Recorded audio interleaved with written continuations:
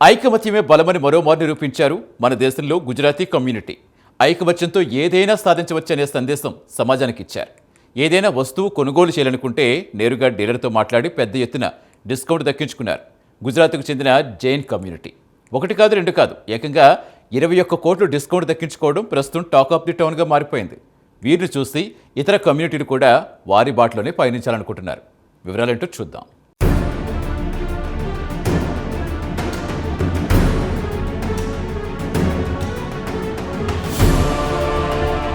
ఐక్యమత్యమే బలం అనేది మన తెలుగు సామెత.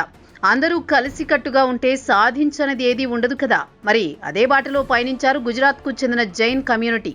మన దేశంలో వ్యాపారంలో ఆరితేరిన వారు గుజరాతీలు అని ప్రత్యేకంగా చెప్పాల్సిన పని లేదు. దీంతో ఆ కమ్యూనిటీలో కొనుగోలు శక్తి కూడా కాస్త ఎక్కువగానే ఉంటుంది. అయితే ఈ కమ్యూనిటీకి చెందిన వారి మదిలో లగ్జరీ కార్ల కొనుగోలు చేయాలనే ఐడియా వచ్చింది. దీంతో నేరుగా డీలర్తో మాట్లాడితే ఎక్కువ మొత్తంలో డిస్కౌంట్ లభిస్తుందని ఆలోచన రావడంతో వారు నేరుగా డీలర్లను సంప్రదించారు. దీంతో కార్ల డీలర్లు కూడా అనుకూలంగా స్పందించారు. ఇదేదో మంచి బేరంలా ఉందని ఒకటేసారి పెద్ద మొత్తంలో కార్లు అమ్ముడుపోతే తమకు లాభమే కదా అని భావించి ఆ డీల్ అంగీకరించాయి. ఇక ముందు చెప్పుకున్నట్టు జైన్ కమ్యూనిటీ వారు వ్యాపారంలో ఆరితేరిపోయి ఉంటారు. వారికి వ్యాపారాల్లోకి అన్ని మెలకువలు తెలుసు. దీంతో వారు కంపెనీలకు చెందిన డీలర్లతో మాట్లాడి ఏకంగా 21 కోట్ల రూపాయల డిస్కౌంట్ దక్కించుకున్నారు.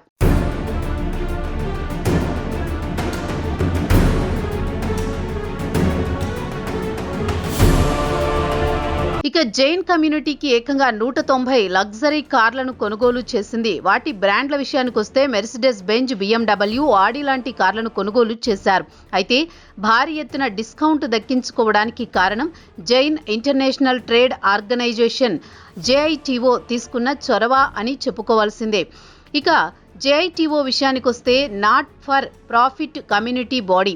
దేశవ్యాప్తంగా దీనికి సుమారు 65,000 మంది సభ్యులున్నారు. జైన్ కమ్యూనిటీ విషయానికొస్తే వారిలో కొనుగోలు శక్తి ఎక్కువ, వ్యాపారాలపై మంచి అవగాహన. వైస్ ప్రెసిడెంట్ హిమాన్షు షా మాట్లాడుతూ లగ్జరీ బ్రాండ్లను కొనుగోలు చేయడంలో ఇది ఒక రకమైన డీల్ అని అభివర్ణించారు. కాగా JITO సుమారు 15 డీలర్లు, అన్ని లగ్జరీ కార్ల డీలర్లతో సంప్రదింపులు జరిపిన ధర మాట్లాడుకుని చివరకు తమ సభ్యులకు ధర గురించి వివరించి తర్వాత డీల్ను ఓకే చేశారు. JITO విషయానికొస్తే సంధానకర్తగా వ్యవహరించింది తప్పించి ఈ డీల్లో లాభాలను ఆశించలేదని షా చెప్పారు. ఇక ఈ కార్ల విషయానికొస్తే ఎక్కువగా కొనుగోలు చేసింది మాత్రం గుజరాత్కు చెందిన జైన్లు అని తెలిపారు. ఈ కార్ల ధర విషయానికొస్తే 50 లక్షల రూపాయల నుంచి 1,25,00,000 వరకు ఉందని చెప్పారు.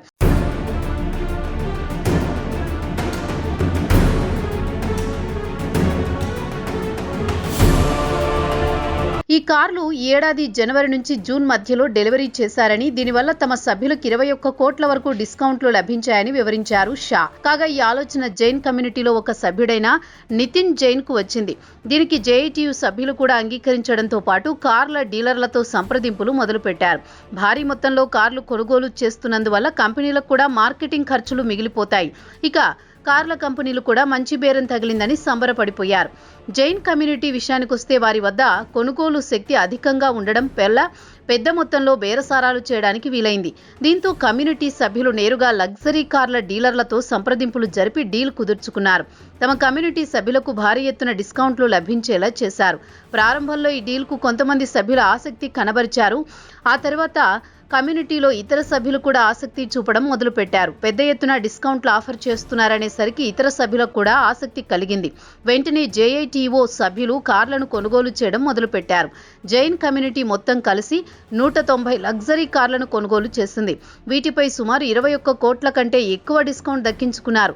సరాసరి ఒక్కో సభ్యుడు 8 లక్షల నుంచి గరిష్టంగా 17 లక్షల వరకు లాభపడ్డారు. ఈ డబ్బుతో కుటుంబానికి మరో కారు కొనుగోలు చేసుకోవచ్చు అని అంటున్నారు హిమాన్షు జైన్. ప్రస్తుతం ఈ డీల్ సక్సెస్ అయినందున JITO మరో కొత్త ఐడియాతో ముందుకు రావాలనుకుంటోంది. ఉత్సవ్ పేరుతో ఇలాంటి డీల్ మొదలు పెట్టాలనుకుంటోంది.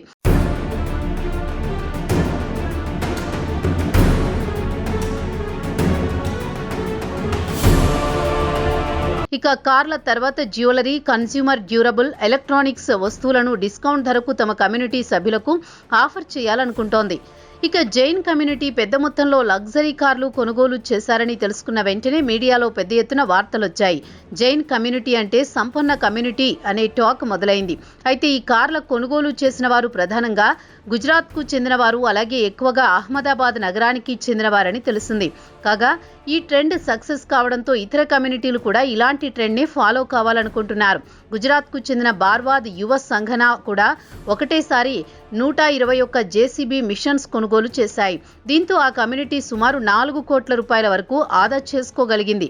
అయితే ఈ కమ్యూనిటీకి చెందిన యువకులను వ్యాపారం చేసుకోవడానికి జేసీబీలను ఆఫర్ చేస్తోంది. జీరో డౌన్ పేమెంట్తో పాటు ఆ కమ్యూనిటీకి చెందిన వారే యువతకు రుణాలు ఇచ్చి వ్యాపారం పెట్టి ఇస్తారు. దీంతో యువతకు ఉపాధి కల్పించినట్లవుతుంది.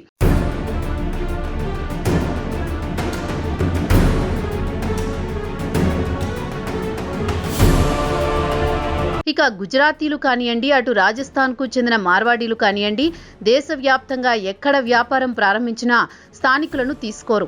గుజరాత్ నుంచి లేదా రాజస్థాన్ నుంచే ఉద్యోగులను తెచ్చుకుంటారు. వారు కొన్ని సంవత్సరాల పాటు పనిచేసిన తర్వాత వ్యాపారంలో మెలకువలు తెలుసుకున్న తర్వాత తనే సొంత వ్యాపారం మొదలు పెడతారు. ఇదే తంతు అమెరికాలోనూ చూడవచ్చు. అమెరికాలోని ప్రతి నగరంలో పటేల్ బ్రదర్స్ స్టోర్స్ కనిపిస్తూ ఉంటాయి. ఈ స్టోర్స్లో పనిచేసేవారు గుజరాత్ నుంచి తెచ్చిన వారే కనిపిస్తారు తప్ప స్థానికులను తీసుకోరు.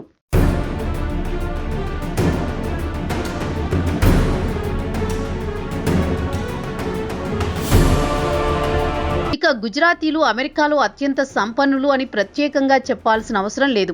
ఎందుకంటే గ్యాస్ స్టేషన్ అంటే పెట్రోల్ పంపుల నుంచి మోటల్స్ అంటే చిన్న లాడ్జీల వరకు వారే నడిపిస్తున్నారు. ప్రస్తుతం అమెరికా గుజరాతీల వద్ద ఉన్న సంపద $51 బిలియన్ అని ఇటీవలే పెద్ద ఎత్తున వార్తలొచ్చాయి.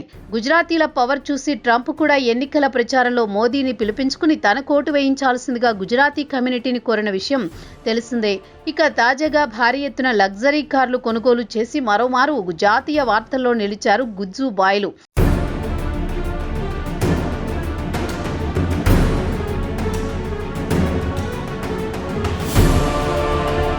ప్రస్తుతం దీపావళి సీజన్ కొనసాగుతున్నందున కంపెనీలు తమ ఉద్యోగులకు బోనస్లు ఇస్తూ ఉంటాయి.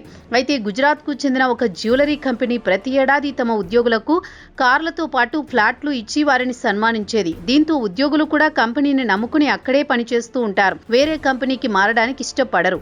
మొత్తానికి దీపావళి వచ్చిందంటే అందరికంటే ముందు గుజరాతీ కమ్యూనిటీ గురించి, ఆ జ్యువెలరీ గురించి గుర్తు చేసుకుంటారు.